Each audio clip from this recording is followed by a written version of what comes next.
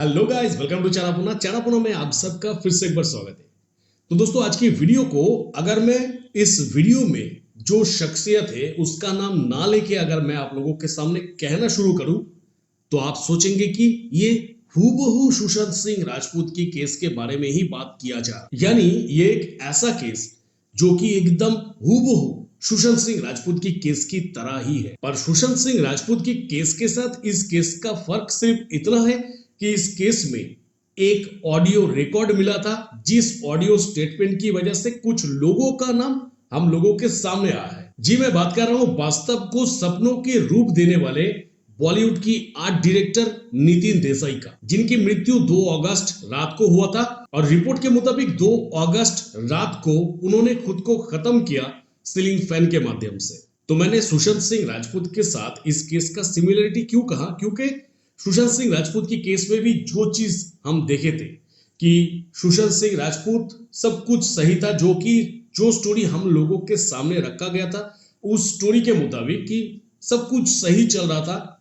सुशांत सिंह राजपूत सुबह के समय अपना नाश्ता लेते हैं और उसके बाद अपने घर में जाते हैं। उसके बाद घर से कोई रेस्पॉन्स नहीं आ रहा था, तो उसके बाद दरवाजा तोड़ के जो देखा वो तो आप लोगों को पता ही है कि क्या देखा गया था। और नितिन देसाई के केस में भी कुछ ऐसा ही चीज आपको देखने के लिए मिलेगा कि रात में सोने से पहले, यानी वो उस रात अपना जो स्टूडियो था यानी एनडी स्टूडियो, तो एनडी स्टूडियो में थे, तो सोने से पहले वो सब किसी से बात किया और उसके बाद अपने घर में चला गए। और सुबह के टाइम पे जो गार्ड्स थे, यानी जो स्टूडियो की जो गार्ड होते हैं, तो गार्ड्स ने देखा कि ऐसा ऐसा हरकत हो गया है।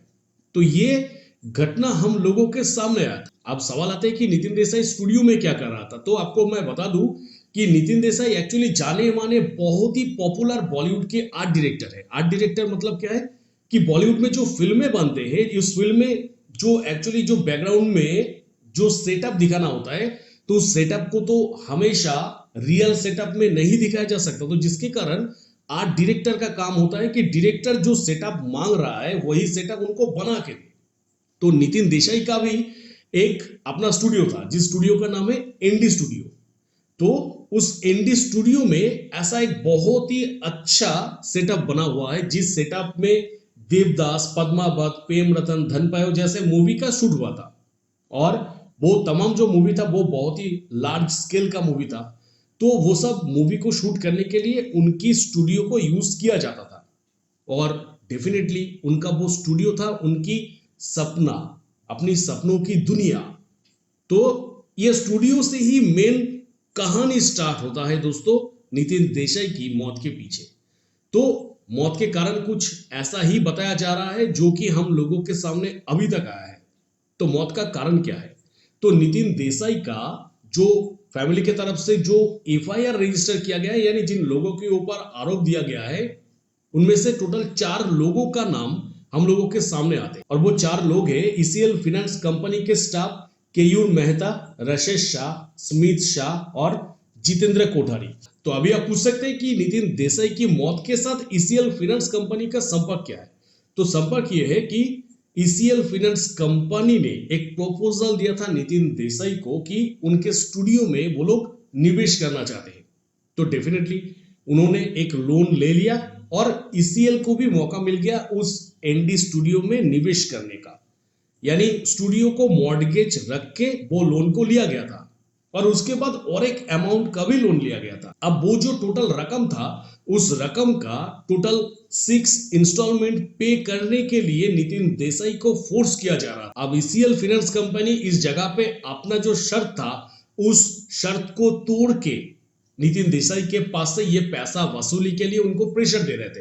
तो नितिन देसाई की फैमिली का कहना है कि नितिन देसाई ने उन लोगों की ये शर्त को मानते हुए अपना ही एक प्रॉपर्टी को बेच के वो पेमेंट करते हैं और उसके बाद फिर से बाकी का जो बकाया होता है उसको पे करने के लिए प्रेशर दिया जाता है। तो नितिन देसाई अल्टीमेटली ये कहता है कि चलिए तो फिर हम लोग एक काम करते हैं, इसको फुल एंड फाइनल सेटलमेंट कर लेते हैं कुछ दिनों के अंदर। और इस जगह पे ही ईसीएल फाइनेंस कंपनी को खराब लगता है कि अगर इंस्टॉलमेंट पे करेंगे वो, या फिर अगर इंस्टॉलमेंट पे करते रहेंगे तो फिर उनका जो लोन है वो तो कंप्लीट हो जाएगा। और डेफिनेटली कंप्लीट होने ही वाला था, क्योंकि ऐसा ही एक प्रोसीड्यूर फॉलो करके ही वो चल रहे थे कि मेरा लोन अगले इतना दिनों के अंदर मैं कंप्लीट कर लूंगा। क्योंकि वो जैसे कि मैंने कहा कि एक जाने माने आर्ट डायरेक्टर थे, तो उनके हाथ में काम का भरमार था। ऐसा कोई बात नहीं है कि काम नहीं था, पर हाँ 2020 की लॉकडाउन के बाद से जब फिल्म इंडस्ट्री पूरा शटडाउन हो गया था, तो उस टाइम पे थोड़ा सा दिक्कत में वो आ गए थे। और उस टाइम से ही ईसीएल फिल्म्स की तरफ से ये प्रेशर क्रिएट किया जा रहा, क्योंकि मेन जो बात है कि ईसीएल कंपनी को चाहिए था उनकी वो एनडी स्टूडियो, यानी अगर वो लोन की पूरा पैसा वापस कर देंगे तो फिर ईसीएल कंपनी के हाथ पे मॉर्गेज रखा हुआ वो एनडी स्टूडियो हाथ नहीं लगेगा। तो जिसके कारण ईसीएल कंपनी उसके साथ थोड़ा सा दो नंबरी करने की कोशिश की, और जिस वजह से फैमिली का कहना यह है कि नितिन देसाई के ऊपर लगातार बहुत ही ज्यादा मेंटली टॉर्चर किया जा रहा था पैसा को पेमेंट करने के लिए, और अगर ये नहीं किया जाएगा तो एनडी स्टूडियो को कंप्लीटली फाइनेंस कंपनी की तरफ से ले लिया जाएगा।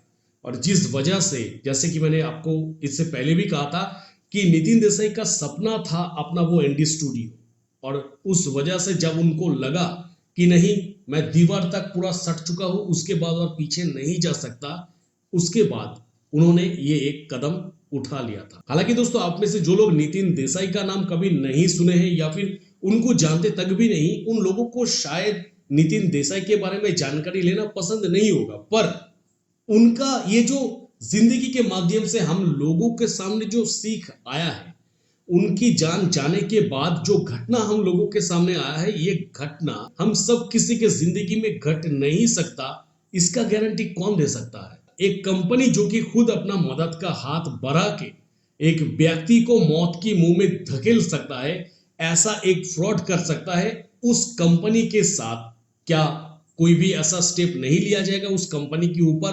क्या कोर्ट की तरफ से हो या फिर किसी भी हमारी कानूनी प्रक्रिया के माध्यम से हो, कोई भी स्टेप नहीं लिया जाएगा? पर दोस्तों वीडियो के स्टार्टिंग में ही मैंने आपको कहा कि अगर नाम ना कहे कि मैं इस केस को आपको सुनाऊं, तो थोड़ा सा सुशांत सिंह राजपूत की केस का आपको हिंट मिलेगा कि सुशांत सिंह राजपूत की केस में भी थोड़ा सा ऐसा ही सिमिलरिटीज हम लोगों के सामने रखा गया था।